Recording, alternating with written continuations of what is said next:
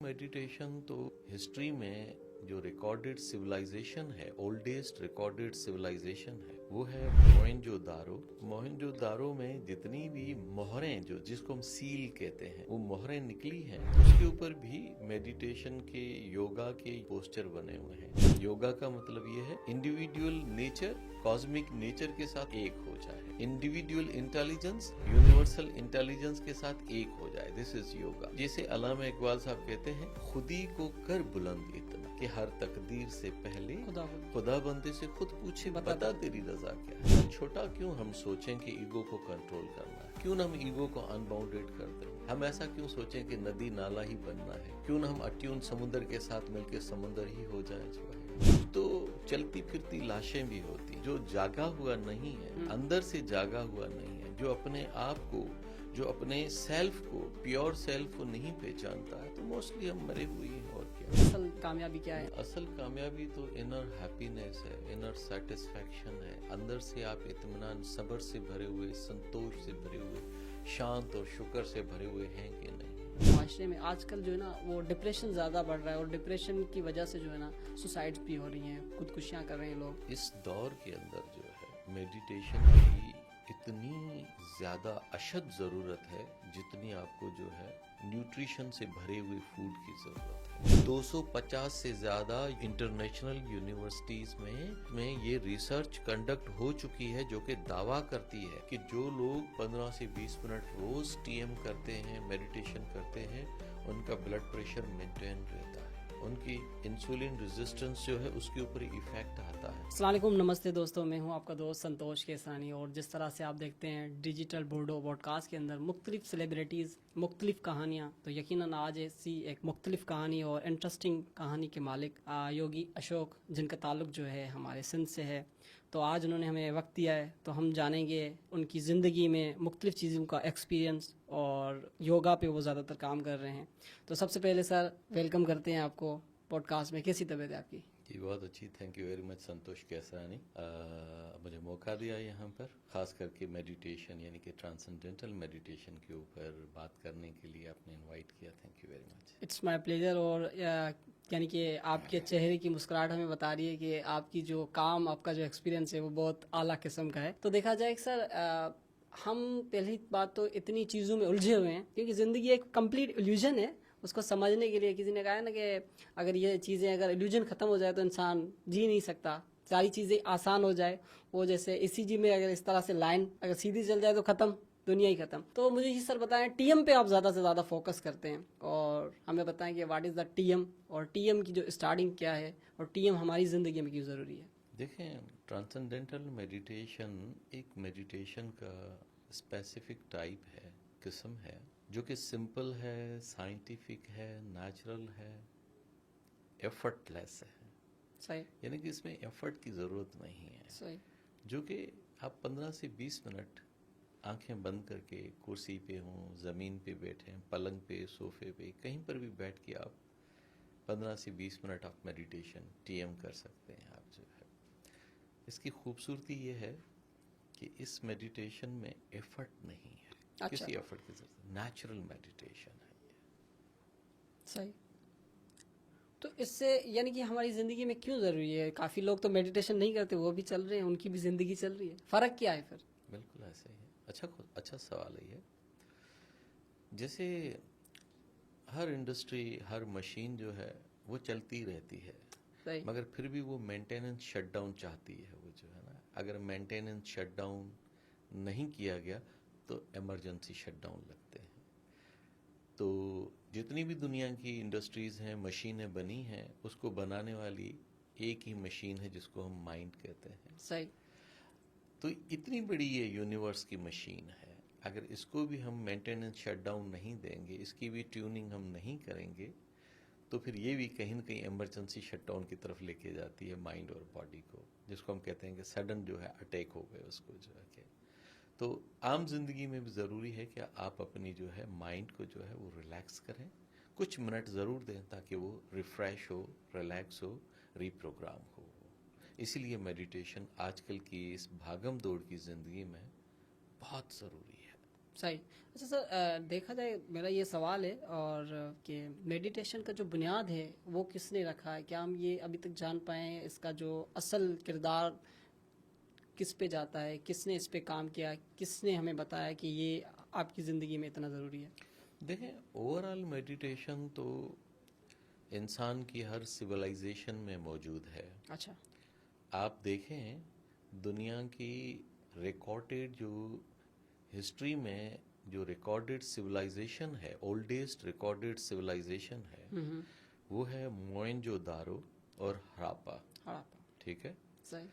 पूरी दुनिया गवाही देती है इस बात की। हम्म।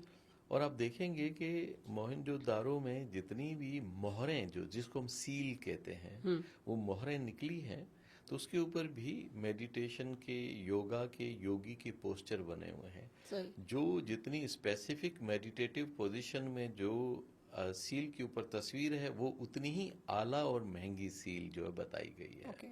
तो इसका मतलब ये है कि 5-6 हज़ार साल से जो है इसकी तारीख मिलती है, और ये गवाह है कि ये मेडिटेशन करने वाली कौमें कितनी ज़हीन रही हैं, कितनी क्रिएटिव रही हैं, कितनी प्रोडक्टिव रही हैं, कि आज दिन तक जो है, जहाँ पर बहुत सारे मुल्कों में जो है बेसिक जो है फैसिलिटीज़ मौजूद नहीं है, मगर 5-6 हज़ार साल पहले मोहनजोदारो के लोग जो है वो कंबाइंड स्विमिंग पूल के अंदर नहाते थे, जहाँ पर ड्रेनेज सिस्टम थे। जबकि आज इस मॉडर्न दौर में बहुत सारी ऐसी सिटीज़ हैं जहाँ पर पूरा प्रॉपर ड्रेनेज सिस्टम भी नहीं है।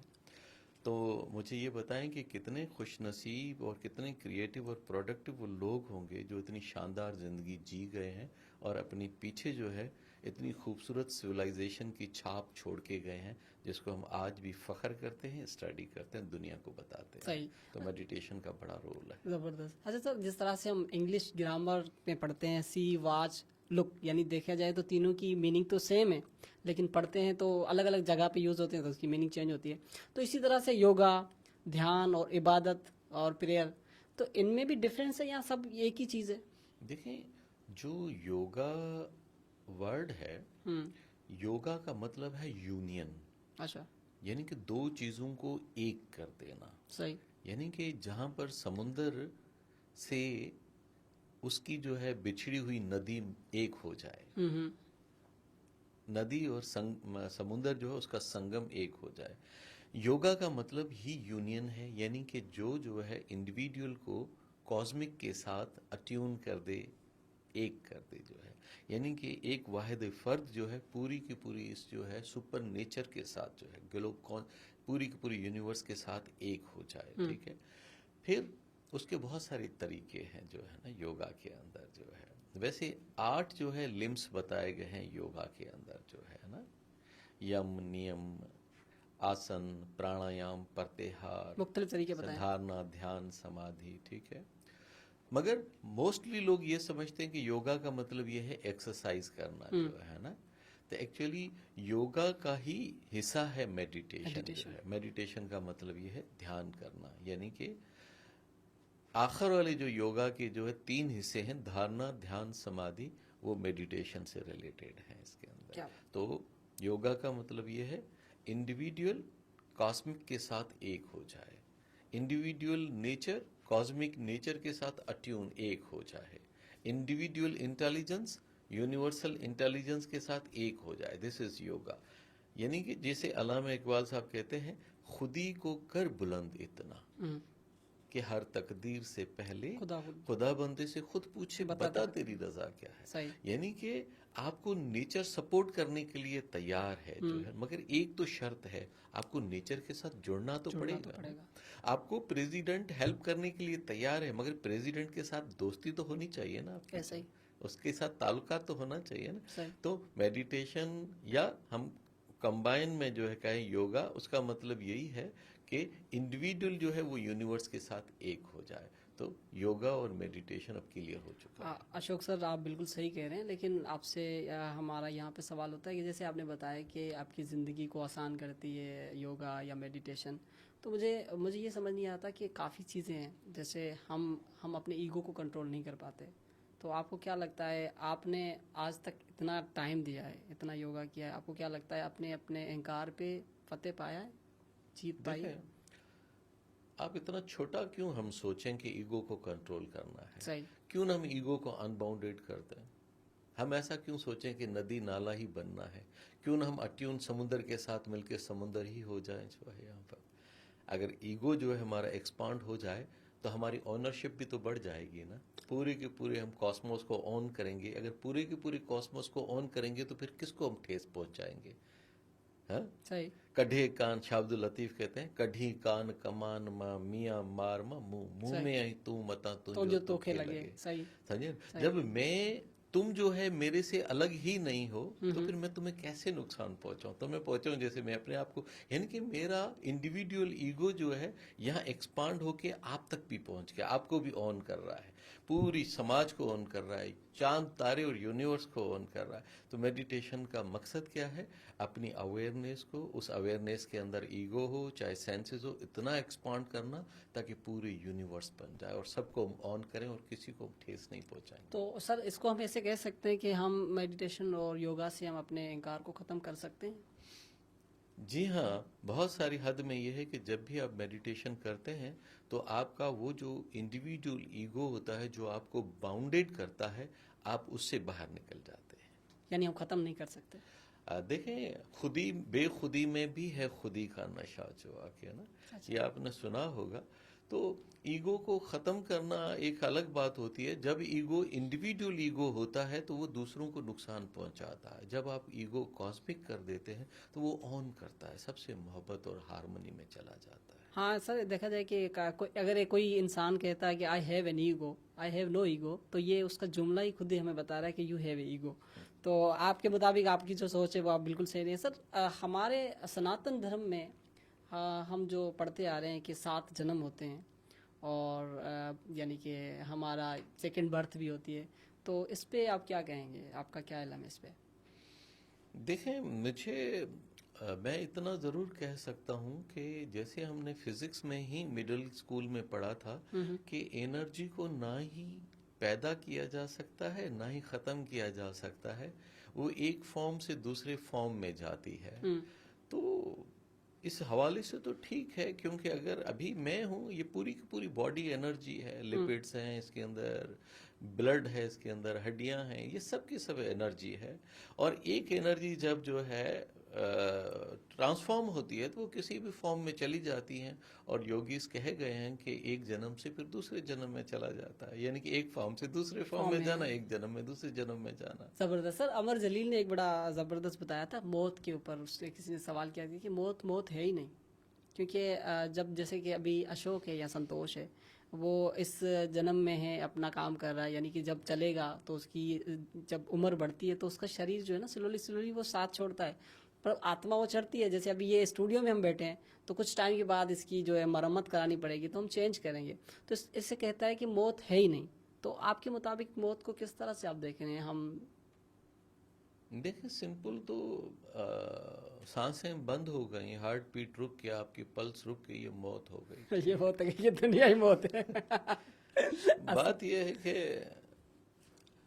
अगर आप अवेयर नहीं हैं, कभी कभी तो सूफीज, बड़े बड़े अच्छे अच्छे फिलोसोफर, साधुज कहे गए हैं कि यार कुछ तो चलती फिरती लाशें भी होती हैं। वाह वाह। जो जागा हुआ नहीं है, जो अवेक नहीं है, अवेक इनसाइड नहीं है, अंदर से जागा हुआ नहीं है, जो अपने आप को, जो अपने सेल्फ को, प्योर सेल्फ को नहीं पहचानता है, तो मोस्टली हम मरे हुए हैं। और क्या है, यानी कि हम जिंदा होते ही मरे हुए हैं। बिल्कुल ऐसा ही है जो आके सब। हाँ, कर्मा पे कितना आपका बिलीव है? कर्मा असल है? कर्मा तो फिजिक्स है, जो भी एक्शन होता है उसका रिएक्शन होता है। जो फिजिक्स है उसके ऊपर कैसे बिलीव नहीं किया जा सकता। तो जैसे हमें बताया जाते हैं कि भगवान की इच्छा के बिना एक पत्ता ही नहीं हिल सकता, ये बात कितने तक सच है? बस वो जो आपके अंदर इच्छा जगा रहा है वही भगवान है। अगर आप जो है अंदर से ही जो अगर पॉजिटिव एनर्जी फ्लो कर रही है तो आप पॉजिटिव कर्मास करते हैं। हाँ। नेगेटिव एनर्जी फ्लो करती है तो वो ट्रांसलेट होती है आपके एक्शन में, उसको हम नेगेटिव कर्मास कहते हैं। मगर आपको अकल दे दी, आपको समझ दे दी, एबिलिटी टू डिफरेंशिएट दे दिया है। अब आपकी मर्जी है, आप किसको हाथ लगाना चाहते हैं। हाँ, आपको अकल तो दे दी है। अकल दे दी आपको, आग जो में आपको लगाएंगे तो आप हाँ जलेंगे, बिल्कुल, जो रोड क्रॉस करते हुए देखेंगे नहीं तो आपको टक्कर भी लगेगी, एक्सीडेंट भी होगा। बिल्कुल, ये बिल्कुल सिंपल बात है। हर एक्शन को रिएक्शन है जो है, और नेचर सब समझती है। अच्छा अशोक सर, देखा जाए हर इंसान जो है अपनी ज़िंदगी में लड़ता रहता है और सक्सेस की दौड़ में होता है। तो कुछ लोगों के लिए सक्सेस पैसा है, कुछ लोगों के लिए सक्सेस दौलत है, कुछ लोगों के लिए सक्सेस असल रूहानियत है। तो आपने अभी रूहानियत पे भी काम कर रहे हैं, अपने मेडिटेशन पे भी काम करते हैं, आपको क्या लगता है असल सक्सेस क्या है, असल यानी कि कामयाबी क्या है इंसान की? असल कामयाबी तो इनर हैप्पीनेस है, इनर सेटिस्फैक्शन है। अंदर से आप इत्मीनान, सब्र से भरे हुए, संतोष से भरे हुए, शांत और शुक्र से भरे हुए हैं कि नहीं है।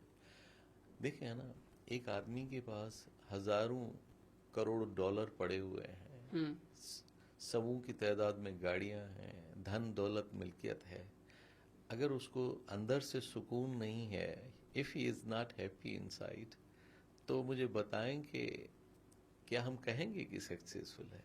वो खुद ही तो, आप चिल्ला के कहते हैं, डॉक्टर के पास आते हैं, साइकियाट्रिस्ट के पास आते हैं, किसी सूफी या साधु के पास आते हैं, शरण लेते हैं उसकी, कहते हैं कि बस मेरी ज़िंदगी में सब कुछ है, सुकून नहीं है। अच्छा, सुकून के अलावा कौन सी दौलत हो सकती है, ऐसा कौन सा धन है? आपको पता है, महंगे से महंगे हीरे भी दुनिया की मार्केट में मिलते हैं, बिकते हैं, आप खरीद सकते हैं। सही। अच्छा, ऐसा कोई मॉल या ऐसा कोई शॉप, दुकान हो जहाँ से आप सुकून, शांति, खुशी, हैप्पीनेस खरीद सकते हो? वो आपके अंदर ही है। जब है ही अंदर, तो फिर अंदर ही जाना पड़ेगा। इसीलिए अल्लामा इकबाल साहब कहते हैं, डूब कर अपने मन में पाजा सुरागे जिंदगी, तू मेरा नहीं बनता न बन, अपना तो बन। अच्छा, जैसे आपने बताया कि पैसे, खुशी का ताल्लुक पैसे से नहीं है, ये यकीन ऐसे ही है जैसे मुकेश अंबानी जो हैं, उनके बेटे हैं, उनको एक पता नहीं एक किस्म की बीमारी है जो को कितने भी पैसे दे रहे हैं वो ठीक नहीं हो रही। जैसे इलान मास्क देख लें, उसकी बेटी उसको छोड़ के गई है, वो दुनिया का अमीर तरीन शख्स है। तो हमें बिल्कुल ये इससे पता चलता है कि सुकून का ताल्लुक पैसे से नहीं है, वो इनर पीस से है। पैसा एक टेम्परेरी। फैसिलिटेट कर सकता है, जी। पैसा जो है वो मीडियम बन सकता है कि आप वहाँ एक ब्रिज का काम कर सकता है। जैसे आपके पास पैसा है तो आप किसी सदगुरु हैं, एग्जाम्पल लेते हैं, दूसरे ऐसे जो हैं सूफी हैं जो अल्लाह के बंदे हैं, आपके पास पैसा है, आप गाड़ी में पेट्रोल भराएं और सीधे वहां पर जाएं और आप फील करेंगे, आप अपनी एनर्जी को डिफरेंट फील करेंगे। आप तो उनके ऑरा में घुसते ही आपको लगेगा कि आप अपने गम भूल गए हैं, आप अपनी परेशानियां पीछे छोड़ के आ गए हैं। तो पैसे से आप जो है अपने आप को फैसिलिटेट करके जो है वहां तक पहुंच सकते हैं। अच्छा, जैसे आप चाह रहे हैं कि आप मेडिटेशन और चीज़ें कुछ कर रहे हैं, तो आपकी असल ज़िंदगी का मकसद क्या है? आप कहाँ तक पहुँचना चाहते हैं? आप अपने वजूद को पहचानना चाहते हैं या ये दुनियाई मोह में सिर्फ रहना चाहते हैं? देखें, अगर आपको रोज़ खुराक मिलती रहे, सुबह नाश्ता, दोपहर का खाना, रात का खाना, इससे बड़ा इत्मीनान क्या हो सकता है? मेडिटेशन का काम क्या है? आप जो है अनबाउंडेड एक ओशन है, समुंदर है, बेहद का एक समुंदर है, उसके अंदर आप डुबकी लगाते जाए। अगर आप डुबकी लगाते रहेंगे तो मुझे यकीन है एक न एक दिन आप जो है कोई न कोई मोती, कोई न कोई अनमोल पारिजात अपने हाथ में लेके आएंगे। आप उसको मुक्ति का कहें, मोक्ष का कहें, इत्मीनान का मोती कहें, सबर का उसको कहें, सबर का मोती कहें, इनलाइटनमेंट का मोती कहें, हैप्पीनेस का बहुत नाम बहुत हो सकते हैं उसके, बहुत सारे नाम हो सकते हैं। बस आपका काम है डुबकी लगाते रहें, जो कि मैं करता जा रहा हूँ कि मैं डुबकी लगा भी रहा हूँ और डुबकी लगाना सिखा भी रहा हूँ। और मुझे नहीं तो आपको एक न एक दिन कोई न कोई तो मोती हाथ में मिली। यानी कोशिश में हम लगे हैं, उस रास्ते पे चल रहे हैं। आप दरवाजा खटखटाते रहें, मुझे यकीन है एक न एक दिन जरूर खुलेगा। आज सर, और आपने ये हमें ये भी बताया था, लास्ट टाइम हमारी बात हुई थी, आपने बताया था रावण जी जो थे श्री रामचंद्र के महान भक्त थे, और देखा जाए उसको काफ़ी चीज़ों में उसको बताया जाए तो वो वाकया जो है आपने सुनाया था।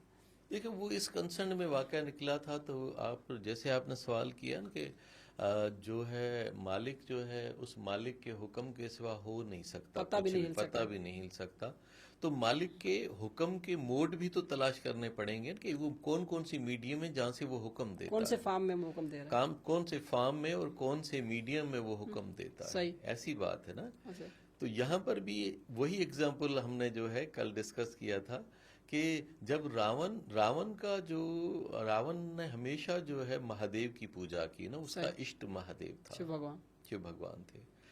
तो ऐसा मैंने भी जो है डिफरेंट बुक्स में पढ़ा कि जब आखिर समय में वो मरने लगा, तब आके उसने जो है महादेव का ध्यान किया। जब उसको महादेव के दर्शन हुए तो उन्होंने सवाल पूछा रावण ने कि हे महादेव, मैंने हमेशा आपकी सेवा की है, आपकी पूजा की है, और आपने मुझे ये क्यों नहीं बताया कि मैं जो है श्री राम से जो है दुश्मनी न पालूं, जो आके ये आपके प्रिय हैं, जो सही। आके ये भगवान ने इसे नहीं करूं। तो यहाँ पर जो है कहा गया कि महादेव ने रावण को कहा कि रावण, तुम कैसे कह सकते हो कि मैंने तुम्हें बताया नहीं, मैंने तुम्हें गाइड नहीं किया। मैंने तुम्हें अलग अलग फॉर्म में गाइड किया। मैंने तुम्हारी पत्नी के रूप में गाइड किया, मैंने तुम्हारे जो है नाना के रूप में गाइड किया, मैंने तुम्हारी जो है हनुमान जी के रूप में गाइड किया, मैंने तुम्हें अंगद के रूप में गाइड किया, मैंने तुम्हें जो है तुम्हारी पत्नी के रूप में गाइड किया। जो है मैं तो अलग अलग रूप में आके तुझे बताता रहा, मगर तू कहाँ सुन रहा था? तू तो इंडिविजुअल ईगो में इतना फंसा हुआ था, तेरे आगे पर्दा था, वो तूने सुनी नहीं वो सही बात है, बिल्कुल। अच्छा, देखा जाए तो रावण जो है श्री राम से ज्यादा ताकतवर थे, ज्ञान में, बल में, सब चीजों में। फिर भी उसको एक चीज नहीं मारा, अहंकार ने, जिस पे हम काम कर रहे हैं। अच्छा सर, सवाल मुझे लगता है कि हमारा जो रिलीजन जो है हमें सवाल करने से पाबंद करता है या रोकता है। आप क्या कहेंगे? हम सवाल करते हैं तो आपकी भगवत गीता सवाल से स्टार्ट होती है। बिल्कुल, श्री ठीक है ना? आपके जितने भी उपनिषद हैं, ठीक है ना, वेदों के बाद जो है उपनिषद हैं, आपके जितने भी उपनिषद हैं सारे के सारे सवाल से ही शुरू होते हैं। पूरे उपनिषद की रचना ही सवालों के ऊपर हुई, उसके ऊपर जवाब दे के जो आके। तो मेरे ख्याल में ऐसा मैंने कभी नहीं सुना कि सवाल से रोका गया है, बल्कि सवाल से ही शुरू किया गया है भगवत गीता की तरह। तो मैं यही कहता हूँ कि आप अपने दोस्तों से भी कहें कि आप ज़रूर सवाल करें, और सवाल करना आपका हक बनता है, क्योंकि जो जानना चाहता है उसका बेसिक हक सवाल है। और आप ये मत सोचें कि सवाल कौन से टाइप का होना चाहिए। सवाल का कोई टाइप नहीं होता, इसीलिए वो सवाल तो दिमाग में आता है, इसीलिए वो सवाल ही होता है। अच्छा सर, हमारे यानी मुआशरे में आजकल जो है ना वो डिप्रेशन ज़्यादा बढ़ रहा है, और डिप्रेशन की वजह से जो है ना सुसाइड्स भी हो रही हैं, खुदकुशियाँ कर रहे हैं लोग। और मुझे लगता है कि हमें परमात्मा ने इतनी खूबसूरत ज़िंदगी दी है, तो हम बजाय उन यानी कि मौक़ों को तलाश करके हम ज़िंदगी को आगे बढ़ाएं, जबकि हम अपनी ज़िंदगी का दिया बुझा रहे हैं। तो इसका क्या रीज़न है? आप तो अच्छे से इसको एक्सप्लेन कर सकते हैं, और मुझे लगता है कि आपके जवाब से कुछ लोगों की ज़िंदगियाँ बच सकती हैं। जी देखें, बड़ा खूबसूरत और बड़ा ही टाइमली क्वेश्चन है ये जो आपने किया है। देखें, इस दौर के अंदर जो है मेडिटेशन की इतनी ज़्यादा अशद ज़रूरत है जितनी आपको जो है न्यूट्रिशन से भरे हुए फूड की ज़रूरत है। ठीक है? खाली डिप्रेशन नहीं, एंजाइटी, डिप्रेशन, ओसीडी, समझे ना, माइग्रेन, चिड़चिड़ापन। लोग कहते हैं कि मैं रात को सोता हूँ, सारी रात मुझे नींद नहीं आती, और सारी रात जो है अगर मैं सोया रहता हूँ तो सारी दिन की सारी बातें और पुराने दिनों की बातें मेरे मन में चलती रहती हैं। सुबह उठता हूँ ऐसे लगता है जैसे अरे मैं तो सोया ही नहीं, सारी रात की बातें वो सारी याद रहती हैं। बड़ा बोझल सा, थका हुआ, फटीक जो है, गुस्से से, थोड़ा बेजारी से भरा हुआ चेहरा लेके उठता है बंदा। इतने सारे साइकोलॉजिकल डिसऑर्डर्स हैं, इतने सारे साइकोलॉजिकल चैलेंजेस हैं सोसाइटी के अंदर। पीटीएसडी है, ट्रॉमा है, ठीक है।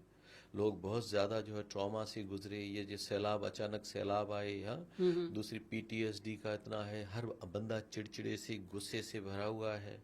आप घरों के अंदर देखें कितना चिड़चिड़ापन है, कितना गुस्सा है, कितनी बेजारी है।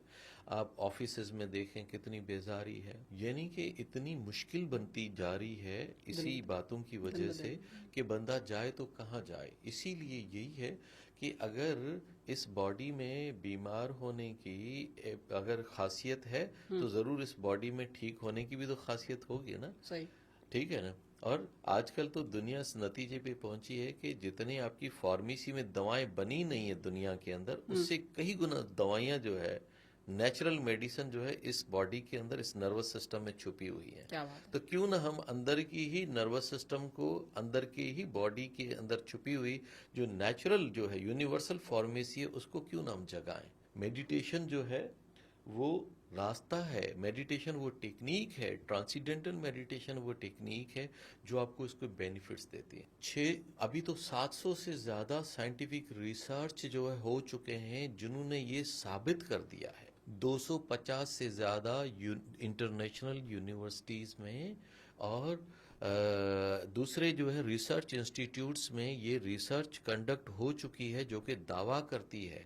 और ये जो रिसर्च है 150 से ज़्यादा ग्लोबल रिसर्च जो जर्नल्स हैं उसमें पब्लिश हो चुकी है रेफरेंस के साथ, सही। जो कि ये दावा करती है कि जो लोग 15 से 20 मिनट रोज़ टीएम करते हैं, मेडिटेशन करते हैं, उनका ब्लड प्रेशर मेंटेन रहता है, उनकी जो है इंसुलिन रेजिस्टेंस जो है उसके ऊपर इफेक्ट आता है।